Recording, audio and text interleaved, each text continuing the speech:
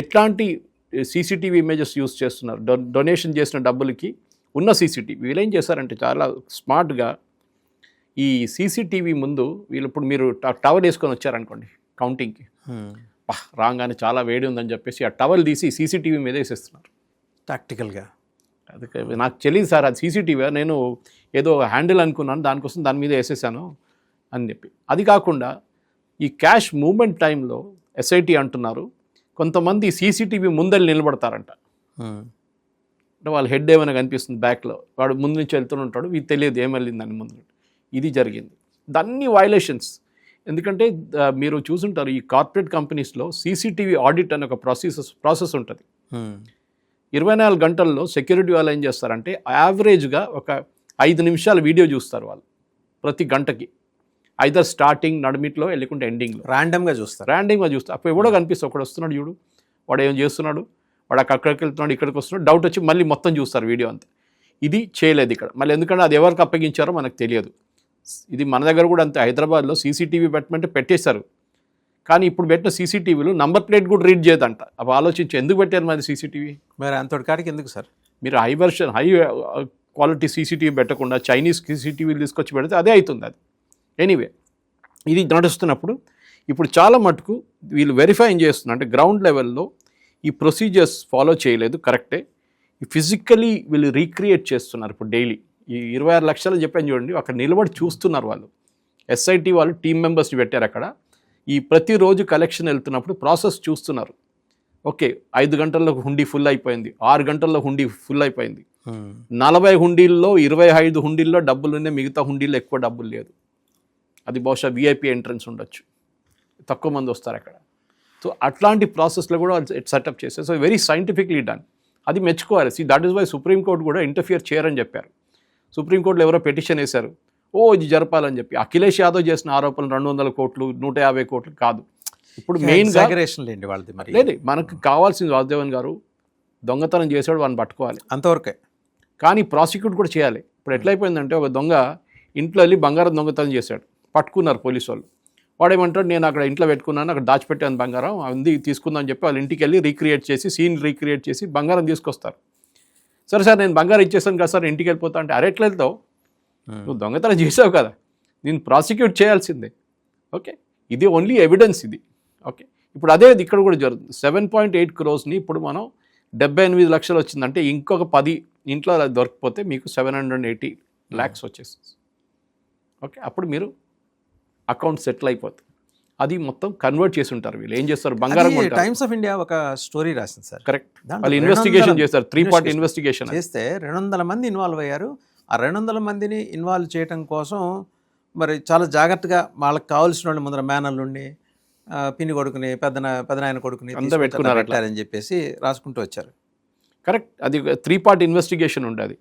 చాలా బాగా చేశారు, నేను కూడా చూశాను దాన్ని, ఆ ఇంటర్వ్యూస్ చూశాను. కానీ దీంట్లో మెయిన్గా వాసుదేవన్ గారు ఒక్క పాయింట్ నాకు చాలా బాధ అనిపించింది ఏంటంటే, ఈ బంగారం తీసుకెళ్లే దాంట్లో వీళ్ళు బెంగళూరు తీసుకెళ్లారు బంగారం. 25 కిలోలు బంగారం ఉంది. శబరిమల వాళ్ళు కూడా బెంగళూరే తీసుకెళ్లారు సార్. ఏంటి బెంగళూరు స్పెషాలిటీ? చెన్నైకి తీసుకెళ్లారు వాళ్ళు. యాక్చువల్లీ బెంగళూరు నుంచి చెన్నైకి తీసుకెళ్లారు. అది మనకు తెలిసిందే. విజయమాల్య 32 కిలోలు బంగారం ఇచ్చి డొనేట్ చేశారు. ఆయన దాంతో దివాలా అయిపోయాడు. అది ఇంకోటి, అది బ్యాంక్ నుంచి తీసుకొని డబ్బులు తీసుకొని శబరిమలకి ఇచ్చిండు బంగారం. ఓకే, బ్యాంక్ వాళ్ళు డబ్బులు కట్టలేదు. ఈ 32 కిలోలతోనే క్లాడింగ్ చేశారు. మనకంతా తెలుసు, సన్నిధానం మెయిన్ టెంపుల్లో, Sabarimala main complex sanctum Ayyappa ఉన్న దానికి క్లాడింగ్ చేశారు. బయట నుంచి షీట్లు వేశారు, రూఫ్కి షీట్ వేశారు, సైడ్ గోడకి వేశారు, ద్వారపాలకి 2 కోటింగ్ ఇచ్చారు. అది మనకు తెలిసిన స్టోరీయే. దాన్ని కాంగ్రెస్ హయాం నుంచి మొదలైంది ఇది. ఇప్పుడు కాంగ్రెస్ వాళ్ళు పెద్ద స్పీచ్ ఇస్తున్నారు చూడండి, వాళ్ళు ఒకసారి రిమైండ్ చేయండి. వాళ్ళ టైంలో ఉన్న దేవస్వం మినిస్టరు, వాళ్ళ టైంలో ఉన్న దేవస్వం ప్రెసిడెంట్, వాళ్ళు కూడా ఇప్పుడు ఇన్వెస్టిగేషన్లు ఉన్నారు అక్కడ. ఎక్కువ మాట్లాడకర్లేదు, వాళ్ళు కూడా ఉన్నారు దీంట్లో. ఇదంతా ఇది తిరుమలలో జరిగింది కదా వాసుదేవన్ గారు. సిపిఎం వాళ్ళు కదా సార్, అప్పుడు సిపిఎం 2019 నుంచి. దానికన్నా ముందు కూడా జరిగింది ఇది, తర్వాత తెలిసింది అది. దానికన్నా ముందు కూడా స్కామ్లు ఉండే అక్కడ అని చెప్పేసి. మనకు తిరుమలలో జరగలేదా వాసుదేవన్ గారు? జరిగింది కదా. రూమ్లు అమ్ముకుంటారు, ఓకే, లైన్లో విఐపి టికెట్లు అమ్ముకుంటారు, బ్రేక్ దర్శన్ టికెట్లు అమ్ముకుంటారు. ఆశ్చర్యపోతారు. శ్రీవాణి ట్రస్ట్ కోసం అని చెప్పి స్పెషల్ టికెట్లు ఇచ్చారు కదా, చెక్కులు రాయించుకునేవాళ్ళు టీటీడీ అనే పేరుతో. టీటీడీ అనేది ఇంకోటి ఉంది, అక్కడికి వెళ్ళిపోయాయి చెక్కులు. అవి కూడా నడుస్తున్నాయండి దాని తర్వాత మనం గీ చూసాం చూసాం, అది ఇంకో స్కామ్ ఉండే అది. సో ఇక్కడ ప్రాబ్లం ఎక్కడంటే వీళ్ళకి దేవుడు అనేది ఏం లేదు, బిలీఫ్ లేదు. ఓకే, ఒక మనిషి ఒక టీకా పెట్టుకొని లేకుంటే కొంచెం విభూది పెట్టుకుంటే దేవుడు భక్తు కాదు కదా. ఇది మనం గుర్తుపెట్టుకోవాలి. ఇప్పుడు ఏం చేయాలంటే, ఇప్పుడు ఈ బంగారం తీసుకెళ్లారు చూడండి, బెంగళూరు తీసుకెళ్లారు మెల్టింగ్కి. మీరు చెప్పినట్టు అయోధ్యలో లేదా, లేకుంటే లక్నోలో లేదా, మీరు ఆర్బీఐకి అప్పగించేస్తే వాళ్ళు మెల్ట్ చేసి మీకు ఇచ్చేస్తారు మొత్తం. ఇప్పుడు అది కూడా ఇన్వెస్టిగేషన్. గవర్నమెంట్ ఆఫ్ ఇండియాకి ఇస్తే అసలు ఇబ్బంది లేదు కదా, మింట్కి ఇచ్చేసి వాళ్ళు చేసి ఇచ్చేస్తారు మీకు మొత్తం. ఎనీవే, ఇది ఇప్పుడు బంగారం సేఫ్ ఉందని తెలిసిపోయింది. దాంట్లో ప్రాబ్లం ఒక్కటే క్వశ్చన్ ఏంటంటే, వీళ్ళు ట్రైన్లో తీసుకెళ్తారా ఎవరైనా 25 కిలోల బంగారం? మీరు దానికి ఎంత సెక్యూరిటీ కావాల్సి వస్తుంది? ఇప్పుడు ఏమంటారంటే 26 తీసుకెళ్లారు టెంపుల్ నుంచి, కానీ రెసీటు అక్కడ మెల్టింగ్ పాయింట్కి తెలిసినప్పుడు 25 కిలోలు చూపిస్తున్నారు. ఓకే, నడిమిట్లో 1 కిలో బంగారం పోయింది. అది ఇప్పుడు ఇన్వెస్టిగేషన్లో ఉన్నారు. సో దీన్ని అన్ని వాసుదేవన్ గారు వీళ్ళు కన్వర్ట్ చేసుకుంటారు. క్యాష్ ఇంట్లో ఎవడు పెట్టుకోడు, అంతే, పిచ్చోలే పెట్టుకుంటారు ఇంట్లో క్యాష్. వీళ్ళు బంగారం పెట్టుకుంటారు, బంగారాన్ని కన్వర్ట్ చేసుకుంటారు, లాకర్లో పెట్టుకుంటారు, లేకుంటే రియల్ ఎస్టేట్ కొంటారు. ఇప్పుడు చాలామంది ఇల్లు కొన్నారు, ఫ్లాట్లు కొన్నారు, అదంతా బయటకు వస్తుంది. ఒకటి తర్వాత ఒకటి సీజ్ చేసేస్తున్నారు. ఇప్పుడు ఒక బిల్డింగ్ అయితే ఇల్లీగల్ కన్స్ట్రక్షన్ అంట, దాన్ని రేపో ఎల్లుండే కూల్చేస్తారు వీళ్ళు. అక్కడ మరి యోగి బుల్డోజర్ ఆయన పాలసీ అంతే సింపుల్, పర్మిషన్ లేకుండా కట్టారంట. పర్వాలేదు, ఎవడు తేడా చేస్తాడు అనుకోండి. ఇప్పుడు దాని తర్వాత నిన్న దత్తాత్రేయ హోసబేల గారు ఆర్ఎస్ఎస్ నుంచి వైపు నుంచి ఒక స్టేట్మెంట్ ఇచ్చారు. ఓకే, ఏంటి ఆయన చెప్పారు, నాకు చాలా బాధ అనిపిస్తుంది మాకు ఆర్ఎస్ఎస్ వైపు నుంచి. ఎందుకంటే ఆరోపణ చేసినప్పుడు వీళ్ళకి కాంగ్రెస్ వాళ్ళకి, ఎస్పెషల్లీ ప్రియాంక్ ఖార్గే లాంటి వాళ్ళు, రాహుల్ గాంధీకి ఫస్ట్ ఆర్ఎస్ఎస్ మీద వేసేస్తారు, ఆర్ఎస్ఎస్ వాళ్ళు చేయించారు ఇదని చెప్పేసి. సో ఆయన ఏమంటున్నారంటే, ఎవరైనా కానివ్వండి ఇన్వెస్టిగేషన్ తర్వాత పనిష్మెంట్ చేయాల్సింది. ఓకే, ఈ anti Hindu and anti national forces కలిసి హిందూ ధర్మాన్ని, ఏది అరవింద్ కేజ్రీవాల్ ఇవాళ దాకా రామ్ మందిర్కి రాని మనిషి సడన్గా రామ్ మందిర్కి వచ్చేసారు. చాలా మంది మాట్లాడతారు ఇప్పుడు. రాహుల్ గాంధీ, ప్రియాంక వాద్రా వీళ్ళ పార్టీ సుప్రీంకోర్టులో అఫిడవిట్ ఇచ్చారు, రాముడు అనే ఒక క్యారెక్టర్ లేరు, రాముడు అనే ఒక దేవుడు లేరు, ఒక మిత్. అది ఎక్కడ వచ్చింది? ఆ సుబ్రహ్మణ్య స్వామి కేసులో వచ్చింది, ఎక్కడ మన రామ్ సేతు కేసులో. అప్పుడు వచ్చినప్పుడు వీళ్ళన్నారు does nothing called Lord Ram అని చెప్పి కాంగ్రెస్ వాళ్ళు అఫిడవిట్ ఇచ్చారు. ఇప్పుడు ఈ కాంగ్రెస్ వాళ్ళకి లార్డ్ రామ్ గుర్తొచ్చారు సడన్గా. ఓకే, మంచిదే కదా, మంచిది. వీళ్ళందరికీ రాముడు ఎప్పుడైనా గుర్తొచ్చారు కదా, లేదని చెప్పిన మనుషులు. కార్ సేవకుల మీద కాల్పులు జరిపి చంపేసిన మనిషి అఖిలేష్ యాదవ్ వాళ్ళ ఫాదర్ ములాయం సింగ్ యాదవ్, వాళ్ళ కొడుకు ఇప్పుడు రాముడు గురించి మాట్లాడుతున్నారు. కానీ ఒకటి నేను డిమాండ్ చేస్తున్నాను వాసుదేవన్ గారు, ఈ ఇన్వెస్టిగేషన్ అన్నిట్లో ఉండాలి.